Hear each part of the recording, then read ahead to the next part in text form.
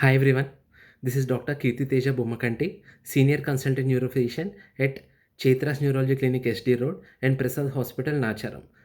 This month is National Epilepsy Awareness Month and November 17th is National Epilepsy Day. Today I am going to enlighten you about epilepsy in this COVID pandemic, like how epileptic patients are at risk of acquiring COVID infection, and at the same time how COVID is going to produce seizures in non-epileptic patients and also going to trigger in seizures in a previously well-controlled epileptic patients.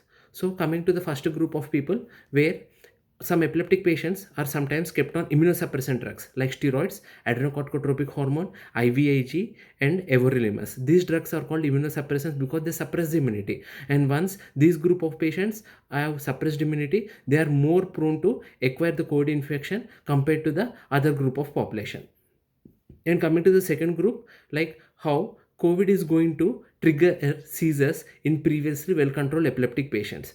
This can happen because of the fever and stress, anxiety, depression, and sleeplessness. All these factors are going to decrease the seizure threshold and cause seizure recurrence. And also in this COVID pandemic, because the financial disturbances, some patients are having this drug withdrawal seizures, and also because of non-availability of medical resources like the doctors and also the drugs, and also sometimes due to the drug to drug interactions of anti-COVID medications and also anti-epileptic drugs.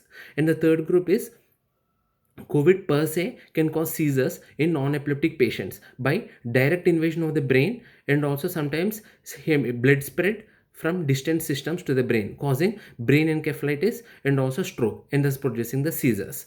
So we can identify these at-risk people who can develop the neurological complications or symptoms which may include the seizures.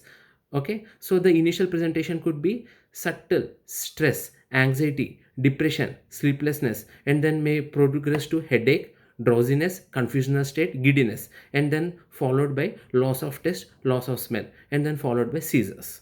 So viewers, it is always better for prevention better than cure.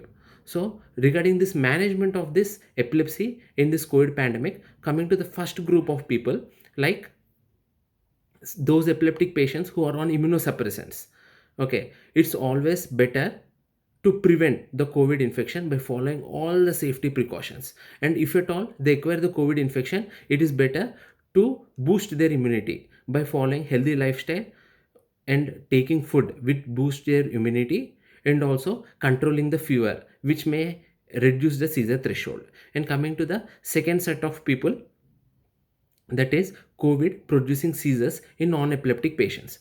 So the first and foremost is boosting up your immunity, and then using anti-COVID drugs and also controlling your fever can prevent seizures in this group of people. And coming to the third group of people, that is COVID in previously well controlled epileptic patients. So, have a regular visit with your neurologist, discuss with them regarding three issues, that is, taking the drugs for longer duration.